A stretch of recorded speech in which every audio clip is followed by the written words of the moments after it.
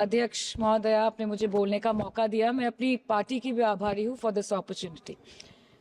Madam, supplementary demand for grants is a constitutional pre-arrangement, and I agree that it should definitely not be objected. But it also raises the question as to why does the government need further allocation when it has not been able to spend what it already has. In financial year 24, government's final consumption expenditure was 14%, but it decreased to 4.4% in financial year 25 second quarter. This means that the government has spent much less this year as compared to last year. In the first quarter of 24-25, government spending was 4.15 lakh crore, and many cited model code of conduct a reason for spending less. But in the second quarter, it further decreased to 4.1 lakh crore.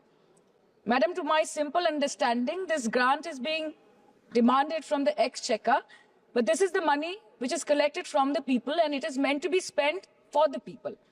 Since Professor Shogoto Rai has already spoken about the technical aspect, today I choose to speak on what this government has delivered to the people of this country, the utilization of resources and departments it's seeking additional grants for, and also its complex relationship with the state of West Bengal. Sir, इनके bulldozer के चलते madam Bharat के लोग सवाल पूछना भूल गए, और भारत की जनता आजकल इतनी भूखी है कि खाने को धोखा भी खा लेती है। मैडम, भारत में एक मिडिल क्लास जो एक साल पहले एक वेजिटेरियन थाली 100 रुपए में खाता था, आज वही वेजिटेरियन थाली 152 रुपए की हो गई। टमाटर की कीमत 247% बढ़ गई, आलू की कीमत 180%, लहसुन 128% और तेल, नमक, आटा, मैदा 18%।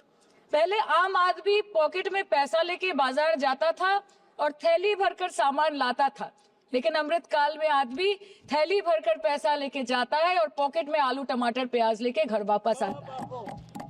सर, माननीय वित्त मंत्री ने पहले कहा था कि बहुत हो गई महंगाई की मार, अब की बार मोदी सरकार, और आज उनके विचार में inflation is an international problem, महंगाई एक अंतरराष्ट्रीय समस्या है। तो विश्व गुरु, विश्व बंधु इस अंतरराष्ट्रीय समस्या का समाधान क्यों नहीं कर पा रहे हैं? Ma'am, 74% of Indians are unable to afford a healthy diet. The household savings have plunged to a 50-year low. Around 48% of the households in this country are facing a financial crisis क्योंकि उनका खर्चा उनकी कमाई से ज्यादा है. The economic inequality in India is a 100-year high. The country's GDP growth rate for the second quarter 24-25 decreased to 5.4%, which is the lowest in 2 years. The government's total debt has reached a staggering 176 lakh crore, and the total debt is expected to soar up to 185 lakh crore by the end of the financial year. आज आपके उधार की वजह से हर हिंदुस्तानी पर 1.25 लाख का बोझ चढ़ गया और आप उनकी मजबूरी को अपनी ताकत समझते हैं। बंगाल में ऑल इंडिया तृणमूल कांग्रेस की प्रदेश युवा अध्यक्ष होने के नाते मुझे हर दिन कई नौजवानों से बात करनी पड़ती है। वो मुझे ये पूछते हैं कि मोदी जी ने हर साल 2 करोड़ नौकरी का वादा किया था, अर्थात 10 साल में 20 करोड़ नौकरी। उन नौकरियों का क्या हुआ, उन वादे का क्या हुआ? मैं बस उन्हें यही कह पाती हूँ कि पत्ते तो झड़ते हैं, उठाता है कोई कोई, वादे तो सभी करते हैं, निभाता है कोई कोई। Ma'am, as per the latest report by CMIE, the unemployment rate has risen to 9.2% in June 2024 as compared to 4.9% in 2013-2014. Female unemployment rate is much higher at 18.5% in June 2024 as compared to 7.7% in 2013-14. Around 37% of working women are unpaid. In rural areas, this figure is at a horrific 43%. प्रधानमंत्री जी बोलते हैं सबका साथ, सबका विकास, सबका विश्वास। अगर ऐसा ही है तो भारत के लोग आज देश छोड़ के क्यों जा रहे हैं? 2018 से लेके 2023 के बीच 6,70,000 भारतीय ने अपनी नागरिकता त्याग दी। सिर्फ 2022 में ये संख्या करीबन 2,25,000 की थी। In 2022 alone, 7,500 high net worth individuals with a net worth of more than 8.3 crore or more left India. नवंबर 2022 से सितंबर 2023 सिर्फ 10 महीने में 96,917 Indians were arrested attempting to cross the United States illegally. Modi ji कहते हैं कि वो सबके साथ है, मगर ये आंकड़े बोलते हैं जो सबका होता है वो किसी का नहीं होता। और बंगाल के साथ तो कुछ अलग ही रिश्ता है इनका। The relationship is that of quid pro quo. ठुकरा के मेरा प्यार मेरा इंतकाम देखेगी. मतलब वोट है तो नोट है और वोट नहीं तो नोट नहीं. As per the available reports, as on 19 July, rupees 1.23 lakh crore is already due from the government of West Bengal against flagship programs like Manrega, PM Awas Yojana, Gram Sadak Yojana, National Health Mission, Central Food Subsidy. Further, 40,806 crore is projected dues against these schemes, bringing the total amount to a staggering 1.71 lakh crore. Madam, health care की schemes में सिर्फ fund हमको दिया नहीं जाता क्योंकि colour coding match नहीं करता है. सो आप सबका साथ सबका विकास जो बोलते हैं, is it hinging on colour coding? आपको रंग पसंद नहीं तो आप बंगाल के लोगों को पैसा नहीं दोगे और फिर आप आके बोलते हो कि हम बंगाल में जीत क्यों नहीं पाते.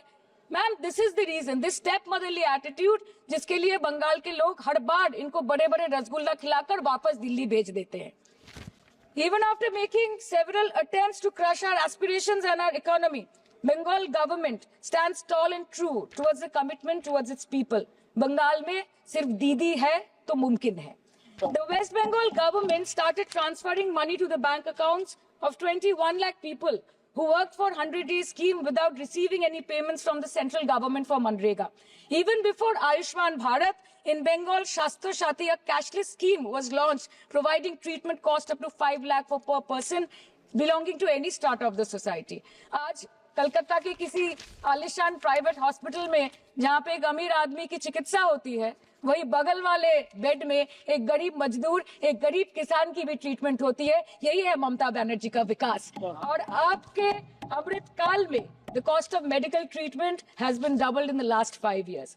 आप फार्मास्यूटिकल्स के सर आरजीकर पे बात ना बोले, आपकी सीबीआई पे अभी तक कुछ बोल नहीं पाए. हम लोगों ने जो हमारी पुलिस ने जो बोला था, they are still sticking to that. So उसके बारे में मत बात करें. ठीक है, आप उत्तर प्रदेश के बारे में बात करें ना sir. Sir, medical inflation is at 14%. Regularly लिए जाने वाले दवाइयों की कीमत 50% बढ़ गई. आप सिविल एविएशन के लिए ग्रांट्स मांग रहे हैं. एक डोमेस्टिक फ्लाइट, उसकी राउंड ट्रिप की टिकट 20 से 30 हजार में बिक रही है. आम आदमी आज हवाई चप्पल पहन के हवाई जहाज नहीं चल रहा, आम आदमी हवाई चप्पल बेच के हवाई जहाज चल रहा है. You are demanding funds for education, but conveniently ignoring the fact that 11 lakh children have dropped out of school according to your own data. आज भारत में सिर्फ 47.51% स्कूलों के पास कंप्यूटर की फैसिलिटीज है और उसमें 33% के पास internet connection. In law and justice, you are not been able to provide legal aid to more than 1% of the eligible population. In public enterprises, 5.1 lakh public sector jobs have disappeared in the last 10 years. Railway में करीबन 2.5 lakh post बाकी हैं और उसमें से vacancy है in critical safety categories. नए भारत में आजकल ट्रेन पटरी के ऊपर कम और पटरी के बाहर ज्यादा चलती है. मुझे दुख लगता है इस सदन में ये कहते हुए मैडम कि मैंने अपने लोकसभा क्षेत्र जादवपुर लोकसभा क्षेत्र के लिए एक बारुईपुर कोबी सुभाष मेट्रो एक्सटेंशन की मांग की थी. मुझे डिपार्टमेंट से ये चिट्ठी मिली जिसमें उन्होंने लिखा है that this project is not economically viable and this project is unremunerative. तो आपको अगर सब जगह से पैसा चाहिए तो मुझे ये बात समझ में नहीं आती कि लोग खुद के लिए आपको वोट देते हैं कि आपके फायदे के लिए वोट देते हैं. मैं आपको इतना ही बोलना चाहती हूँ, दिस वाज द रीजन अपने प्रॉफिट के लिए आज इन्होंने सीनियर सिटीजन का कंसेशन भी बंद कर दिया और सीना ठोक के ये बोलते हैं कि 2022-23 अर्थ वर्ष में हमने 15 करोड़ वरिष्ठ नागरिक से 2242 करोड़ कमाए. धन्यवाद माननीय सदस्य. मैं 2 बात और बोल के खत्म कर दूंगी कि लोकसभा पे खर्च करके क्या फायदा मैडम, जब यहाँ पे विपक्ष को बोलने का अधिकार ही ना हो. लोकसभा के लिए भी तो ग्रांट मांगा है ना मैम. और अभी सर बोल रहे थे कि बेटी बचाओ बेटी पढ़ाओ, तो 10 साल पहले मोदी जी ने लॉन्च किया था, लेकिन उसके 80% पैसे सिर्फ पब्लिसिटी और मार्केटिंग और एडवर्टाइजमेंट में खर्च कर दिए. आपके उत्तर प्रदेश, मध्य प्रदेश, राजस्थान में ना बेटी को पढ़ा पा रहे और ना बेटी को बचा पा रहे. बंगाल आए और देखिए कि ममता बनर्जी ने विधानसभा में अपराजिता एक्ट बिल पास किया है, कन्याश्री किया है.